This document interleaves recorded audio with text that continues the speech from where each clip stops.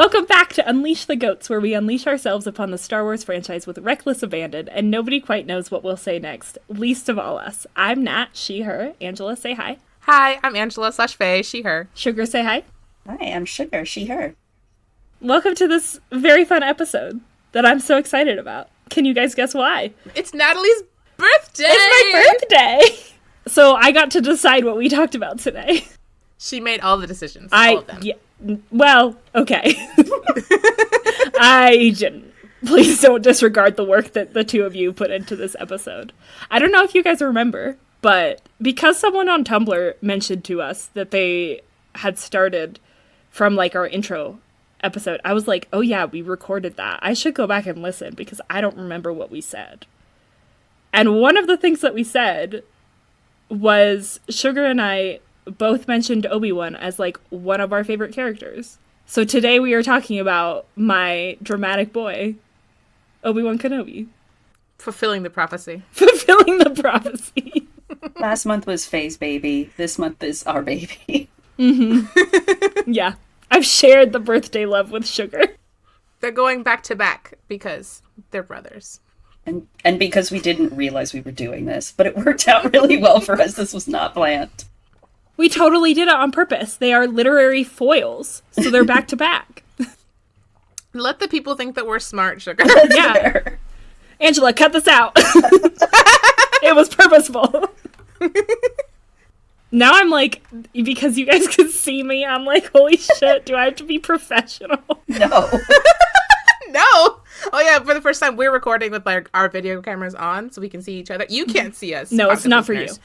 You can't see it. We're never going to post videos of our faces. I'm so sorry to tell you this. You can't know what we look like. I'm not sorry.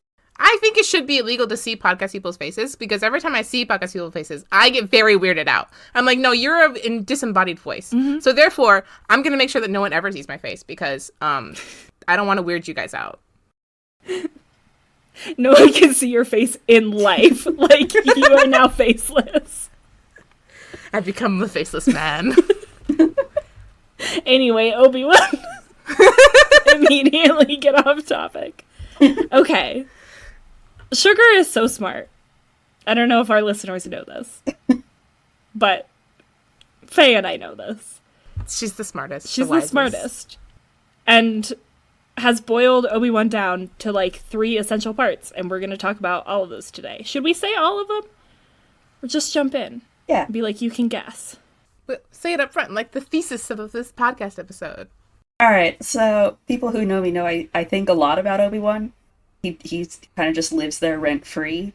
So I ended up deciding that the top 3 components to Obi-Wan, the ones that I thought were most essential to his character, were this contrast of the good father versus bad father theme that obviously primarily comes up with Anakin, but obviously Obi-Wan as the good father kind of gets explored in some of his other relationships as well.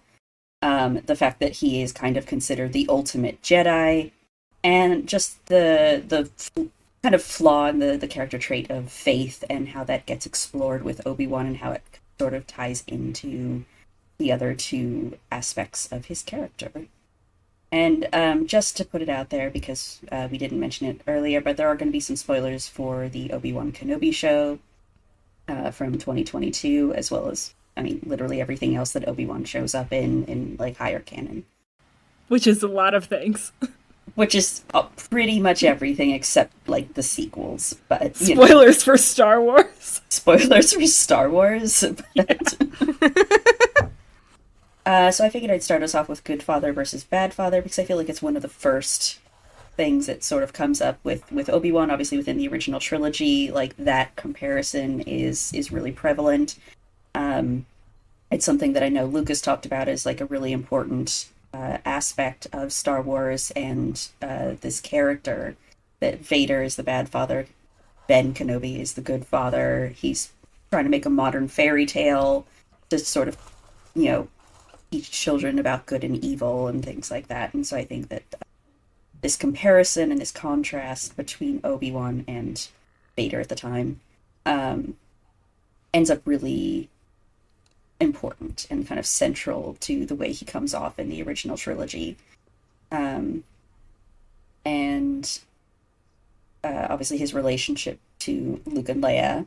His relationships to Luke in the original trilogy, then Leia in the Kenobi show, where he obviously has a very positive relationship. He's sort of one of the primary mentor guiding characters that they have.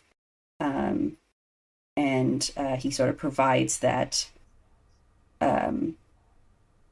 good option, the option of light and balance and being a Jedi, against the worse option of being like their biological father, like Anakin. I like that they named the bad father literally bad father, like dark father. Yeah.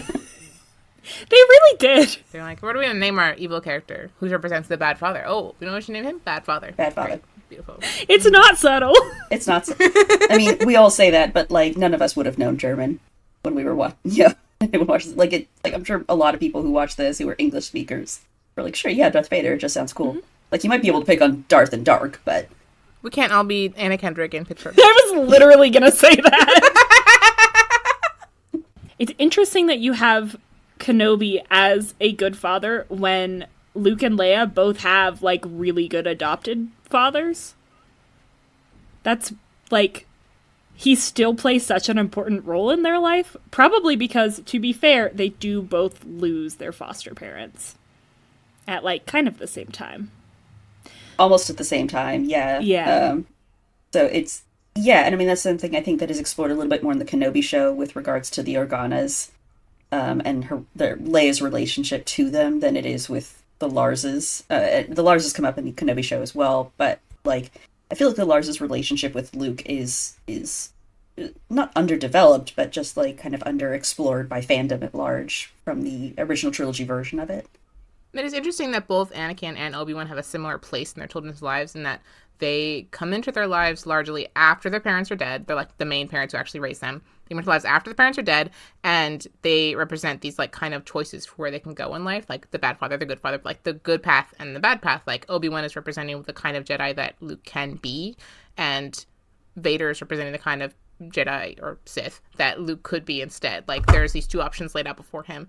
And in a similar way with Leia in the Kenobi show, she is no longer with her parents. She's away from the safety of her home for the first time, and her choices, she didn't really have choices here, but like the people that she's being torn between is Obi-Wan, who's trying to get her to safety, and Vader's trying to hunt her down to like do whatever. I don't know what their plan was. To be fair, Vader's not doing shit all with Leia. He does not care. No, but it's true. It's more like Reva via proxy. It's like a complicated thing, but it is interesting that like the two times that like Obi-Wan comes into these children's lives is when they are away from their parents for like the first time. Yeah, I will say that if we want to talk about the Kenobi show and Leia, that like her big arc is choosing the Organa. You know, she starts off the show uncertain about her place in that family, and sort of she seems to be wondering a lot about her biological parents. She responds really quickly when it starts becoming clear that Obi-Wan might know more about her, might have a history with her that she's not aware of, and she starts thinking that he might be her father. But that over the course of the show, she starts realizing that, like, she doesn't need that. She doesn't need the connection to her biological family. It doesn't matter.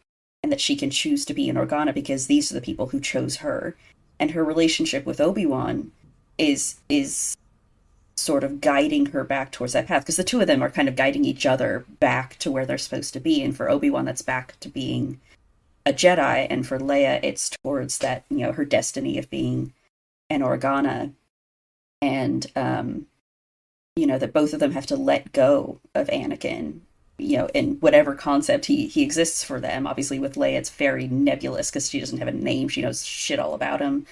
But she has to let go of this concept of her biological parents in order to sort of pursue her own destiny. And she does this by sort of creating this father-daughter relationship with Obi-Wan, where I mean, you can call it father-daughter, but it's also in more ways like almost like a master Padawan, right? That he is guiding her down that path more than he is trying to parent her.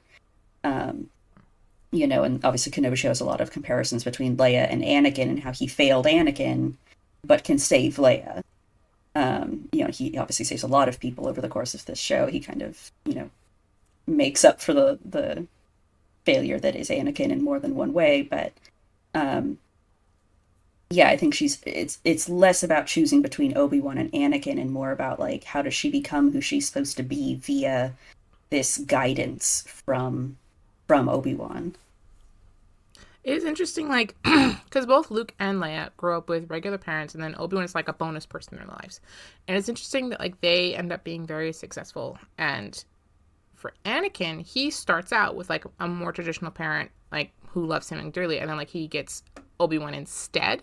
And I feel like there's an element there of, like, Obi-Wan is never the kind of traditional parent ever. Like, he's just not good at that role. That's never his job. He's always there for, like, a master Padawan kind of relationship to, like, be a guiding person. And that works for most of the time when, like, either they don't need it because they've never grown up with it, like a regular Ahsoka Padawan youngling, or like Luke and Leia, who they have that with somebody else. But with Anakin, it's like a kind of like a complicated thing there because Anakin is looking for that kind of relationship to replace what he has lost. And Obi-Wan is not that kind of person. He's not that kind of, like, support for him. And he shouldn't be, because that's not what his job is. But it's interesting, like, shift in dynamics there, where, like, every time that Obi-Wan has succeeded in this role, it's because it's either not needed by the Padawan or it is already being fulfilled by other people. He is very good at this very specific thing, and he's not good at actually being, like, a more traditional supportive parent, if that makes sense. Yeah, I mean, I'm not sure if we have gotten into this on the podcast in particular, and we can hit it obviously in more detail later, but the Jedi obviously are a family, but they're a non-traditional family. They work very differently, you know, they raise the children more communally, so it's not that they don't have, you know, very supportive, very caring, you know, almost parent-like, you know, relationships with the children at large, but it is a different kind of relationship than your more traditional, you know, like nuclear family, parent to child sort of dynamic, and that's just what Anakin is used to. And so he struggles more when put into a situation where that's not this, it's not quite what he's getting anymore. He doesn't adjust to the more communal aspect as well.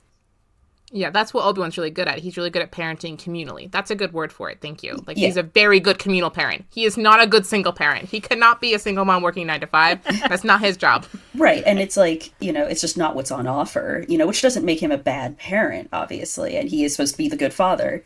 And I believe he still is, obviously, to Anakin. Mm-hmm. Agreed. But that Anakin has just gotten used to something else. And because Anakin is what Anakin is, he is unwilling to let go of that and embrace the Jedi's way of raising their children.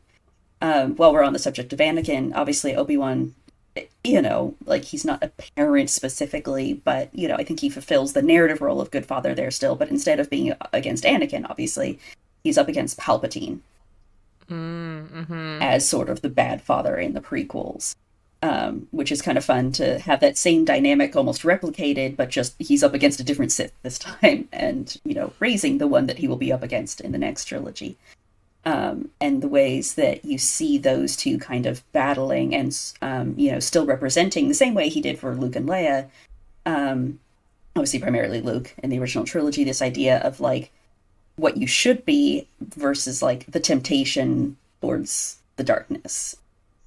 You know, that Obi-Wan represents the harder path, the balance, and all of that for Anakin, and Anakin makes the wrong choice while Luke makes the right choice. I think you could also argue that when, like, the relationship that he has with Luke and Leia are both, like, they have both consciously chosen that relationship knowing exactly what it is. Like, Luke goes into it knowing that he's not replacing his father, he's going to be, like, his Jedi mentor, and, like, we saw in the Kenobi show, Leia chooses the Organas and is like, I also have this other person that has this, like, parental role. Anakin chooses to go with the Jedis, not, first of all, not to go with Obi-Wan specifically, he's going with Qui-Gon, so, like, already it's a different relationship, and he also doesn't let go of the fact that, like, he's leaving Shmi behind, and so it's a different relationship already. Just because they're going into it, like, choosing different things. And for Anakin, what he's trying to choose is, like, not on the table. I think the other thing for me with Anakin is that he spends a lot more time with Obi-Wan than either Luke or Leia do. Anakin has a lot more time to grow disgruntled, and Anakin is much younger, And so, the adjustment perhaps is a little bit harder for him than it is for, say, Luke in particular, who is an adult already. Already, like, gunning to leave the house. He doesn't really need a parental relationship in the same way anymore. He's not looking for that kind of, like, everyday 24/7 support from a parent. He actually doesn't want it. And so it's the relationship with Obi-Wan, which is a very brief, but, is a little bit more of a distant kind of mentor-mentee relationship, is exactly what Luke needs at this point in his life. Because he's at a different place on his journey than Anakin was. Had Luke, attempted to wander off and become Obi-Wan's little student at 10 years old, who knows how that would have turned out for him. I mean, we do see that he does get frustrated with Owen and Beru for, like, not letting him, like, go off and leave on his own. Like, it's not like Luke is immune to being frustrated with his parental figures. Right. It's just that Obi-Wan is only his, like, father figure, mentor figure for, like, 2 days before he dies. Yeah, and he's not trying to be a father. Luke's not looking for a father. He's like, I'm done. I'm ready to leave the nest. Whereas Anakin, while he obviously makes a very intentional choice to walk away from his mother, was perhaps, you could argue, not necessarily ready to leave the nest. And that, kind of entering into this relationship is not something he was ready for. There's also the aspect that potentially Padawans aren't taken until they're a little older, that Anakin is actually quite young to be a Padawan. That obviously Clone Wars has Ahsoka at 14 being, discussed as a little young to be a Padawan. And so, the concept of an apprenticeship is actually something that, like, is in Star Wars world building as something sort of almost more of adult relationship, that they don't enter into it until they are older. And whereas Anakin gets taken on so young that, he perhaps hasn't been given that chance. He's not ready to adjust into an adult apprenticeship relationship.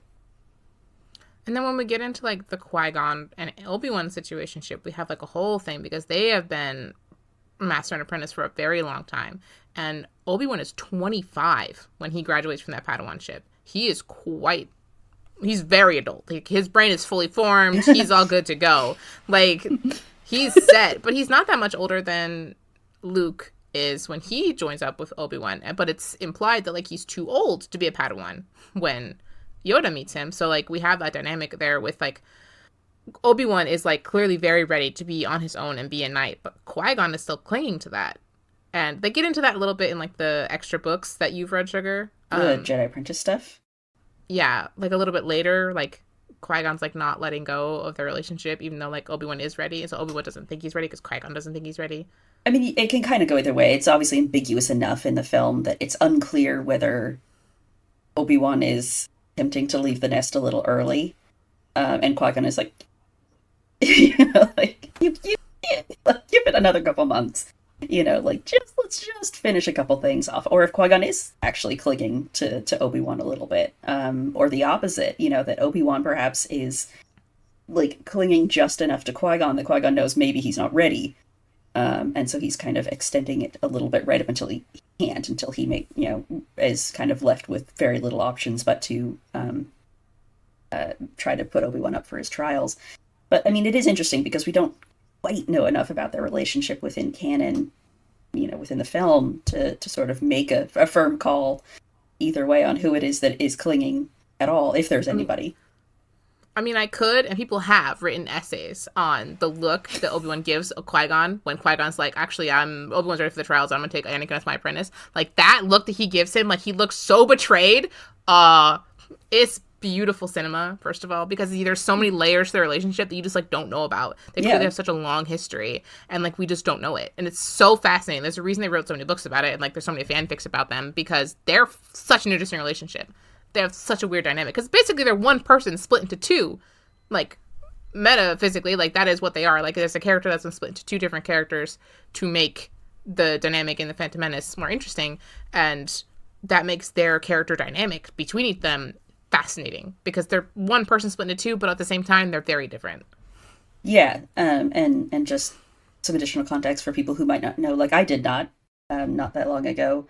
Qui-Gon's role within the Phantom Menace was actually originally Obi-Wan's. Like, Obi-Wan was going to be the older character, and he was going to have Qui-Gon as this other apprentice.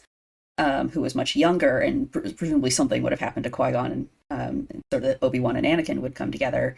And this was true for such a long time that I believe if like the scripts that got put released to like the probably the Academy or something that you can find still have Obi-Wan's name on some of Qui-Gon's dialogue.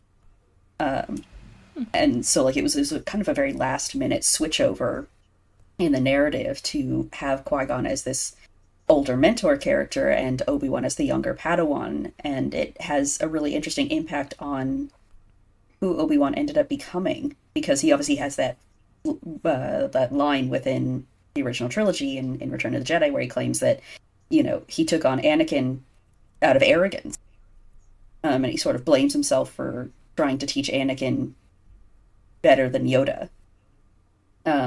And that it was a kind of a level of hubris, but that when you actually look at Phantom Menace, like that's not at all how that worked.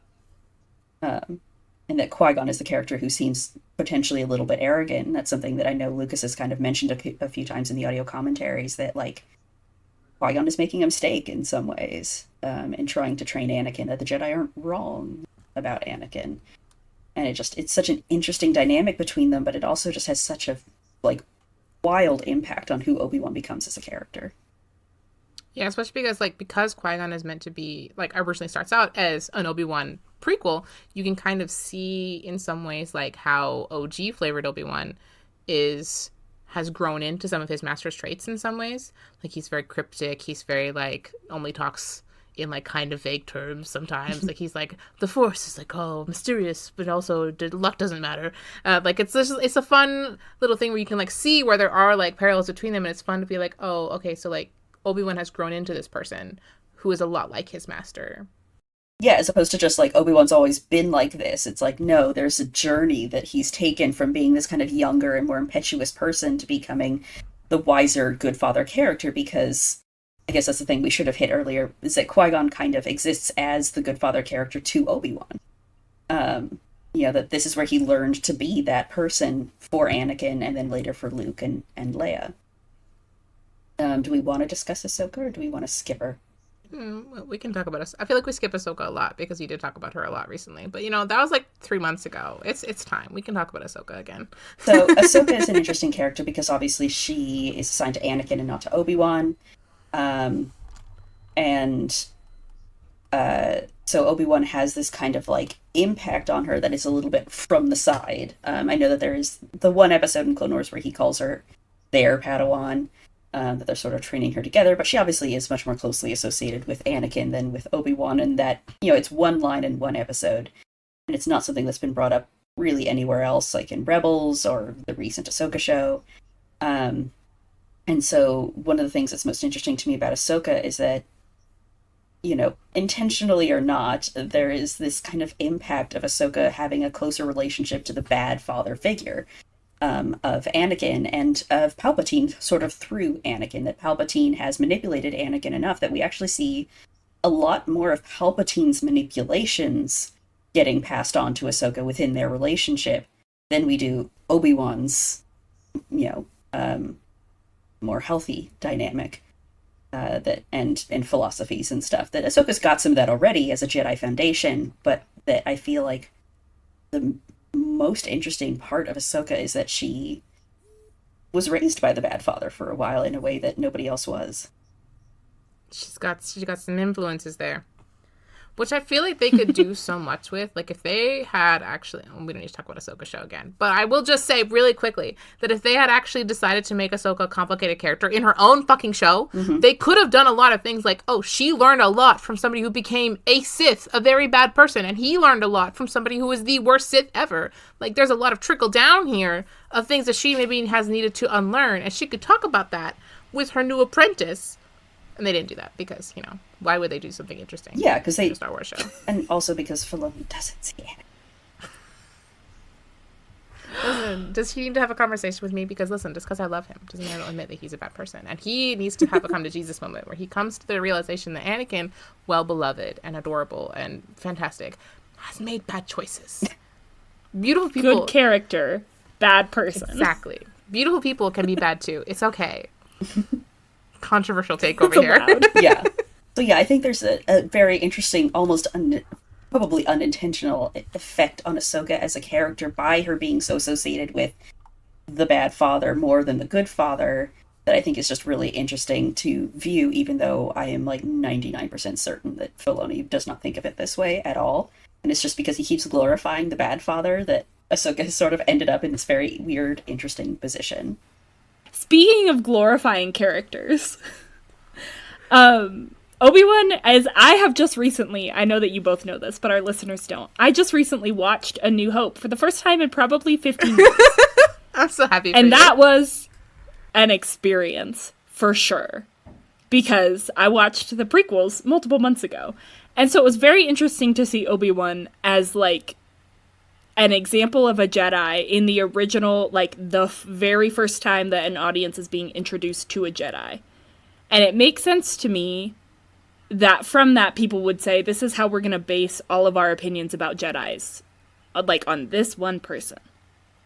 I don't have more thoughts about it. No, that's a great thought. That's it. That's a beautiful thought. It's certainly a good introduction, and I think it is interesting to look, and that's kind of why I came up with this particular section, is that I think that is very true, that, you know, he is the first Jedi we're ever that audiences would have been introduced to. He was technically not the first Jedi I was ever introduced to. Although he comes in right with Qui-Gon, so I'm introduced to him and Qui-Gon at about the same time, if you watch Phantom Menace first.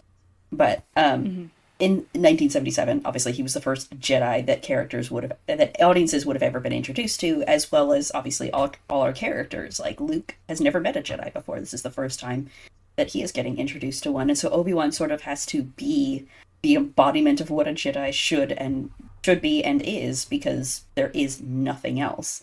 And I think that has had an interesting sort of effect on his character moving forward, as well as on perception of the Jedi overall. Because if he's supposed to be the ultimate Jedi and he makes mistakes, like, what does that say? And how does that sort of speak to what the Jedi are supposed to be? And a lot of different writers have taken very different tracks with Obi-Wan in how they choose to work that aspect of him in, because I think everyone sort of has picked up on that Obi-Wan is supposed to be this, like, almost perfect Jedi.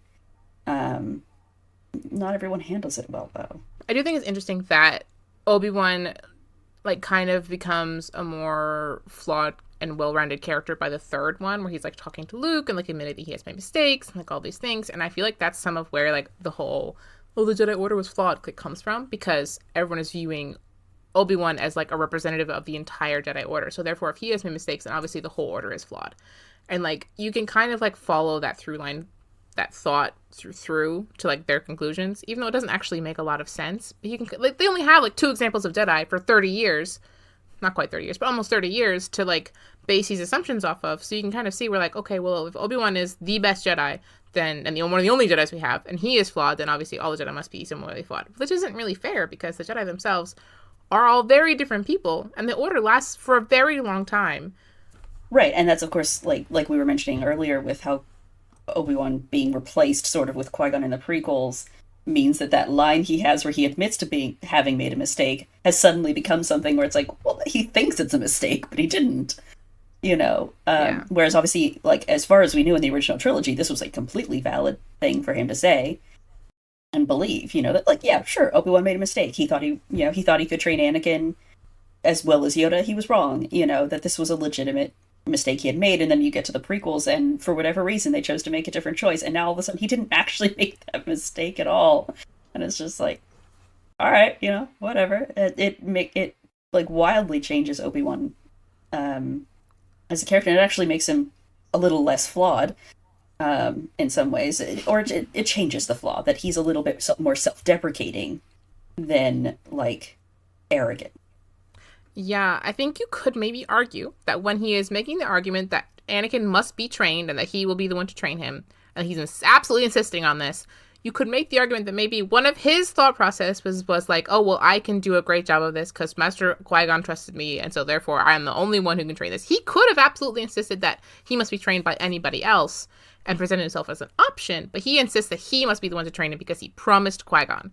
And so I guess you could kind of make that argument, but that's not very clear in the movie at all. Like, that's not very, I wouldn't strongly implied at all blame either. that as arrogance either. I'd probably line that up more as, like, desperation almost, that he is, like, so impacted by Qui-Gon's death and his dying promise that it sort of has to be him now. But it's more about grief, than it is about arrogance. It doesn't feel like arrogance in the film. He's being very confident when he's speaking to Yoda, like, I'll train Anakin myself if I have to. If I'll wander off. I'll leave the Order to train him if I have to. He's being very confident about it, but I don't feel like it comes off as arrogance.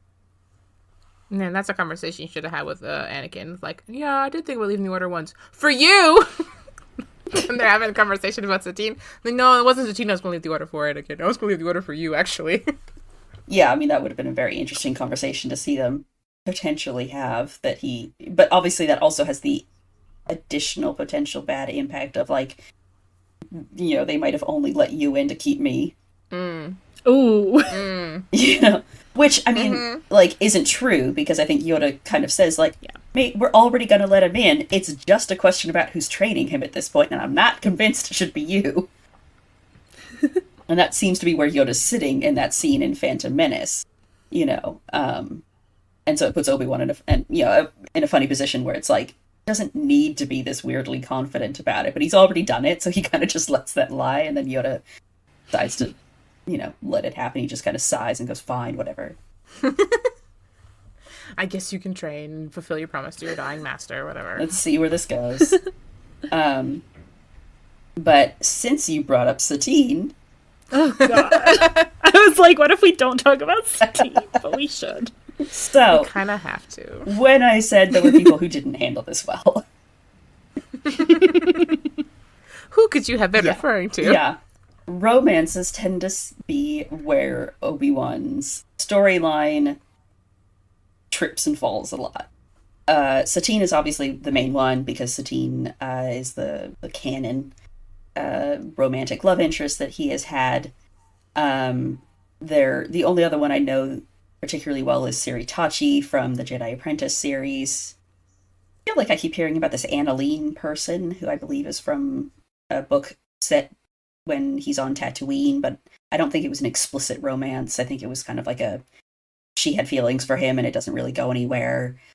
Tala Durith from the Kenobi show was also originally intended to be his love interest, and they ended up not going that direction, but I believe that the actors were aware, and the actors who played Tala kind of decided to keep in some of the romantic undertones to it, to kind of give this idea that Tala might be sort of into Obi-Wan, but she doesn't act on it before she ends up dying. It's just interesting the way that people keep wanting to give him this romance. They are dying to give Obi-Wan romance. Everyone's just in love with him. They can't help it. He's so beautiful. I get it. I understand why people like allo romantics are like, you should have this because I love you. It's like, okay, but consider that it sucks most of the time. Yeah. Consider that it's a bad decision. Because, like, for Obi-Wan as a character, he sits there as this ultimate Jedi, and we've been told within the context of the prequels primarily that they don't do these kinds of relationships. They're perfectly happy to love people in pretty much any shape. Whether it's platonic, familial, even romantic, that the feeling itself is really not an issue, but the committed relationship is a problem. And so if you decide to throw that in for Obi-Wan, it means that you usually have to then discuss why he's not going for it. Because obviously, in later, more canon stories, he clearly is not in a relationship. He clearly doesn't have one. It's not an important aspect of his more, Lucas-oriented storylines. And so you have to then explain why he gives up this relationship, and it usually gets wrapped into his being a Jedi and his being very dedicated to being a Jedi. And this can kind of work, but because we are a society, a metanormative society that really prioritizes romantic relationships above everything else, it lands you in this really awkward position where, like, the loss of this relationship is, like, fucking devastating. And Obi-Wan regrets it. He's super remorseful about it. He's almost resentful of having lost it. And it kind of puts his identity as a Jedi almost in question. And Satine is my worst example of this, primarily because Faye brought it up earlier, but his line where he claims that he would have left the Order for Satine. And the only reason he doesn't is because she didn't say the word. I am air quoting here because this is a direct quote, which Faye and Nat can see, but the listeners cannot. Just you can feel them though, like you can feel them in your soul that they are there. Satine doesn't say the word, and so he appears to have just stayed a Jedi. He does claim earlier that the reason they don't work out was because he had his duty as a Jedi, and she, stayed whatever as a Duchess, and that his duty as a Jedi was what kept them apart, but he says directly to her later that it's because she didn't say the word, and so it kind of sends this message that he only stays with the Jedi as like a conciliatory second prize. That like he didn't really want to stay with the Jedi, but he didn't have another option if he didn't, because Satine was not going to like accept him. And it's this really unfortunate implication. I'm not sure it was intended that way, but like they're so intent on forcing Obi-Wan to keep this romantic thing as like one of the most important things that's ever happened to him, as opposed to insisting that his choice to remain a Jedi was more important than anything else. And it's like, if you're going to go that direction, it needs to be balanced really well between, this other option that he has that causes him to leave or to consider leaving the Order and his ultimate decision to stay and why he chooses to stay. And I just feel like it was badly mishandled with Satine. Siri is on thin ice. I did read that very recently. And it is generally handled pretty well. There were a couple of nitpicky things I had about Siri, but I think it's like miles above what happened with Satine. Satine actually, the Obi-Wan and Satine relationship is at its best when she dies. Not just because I dislike Satine, but because in that scene, she insists that he remain light, that he doesn't give in to darkness, as a result of her murder.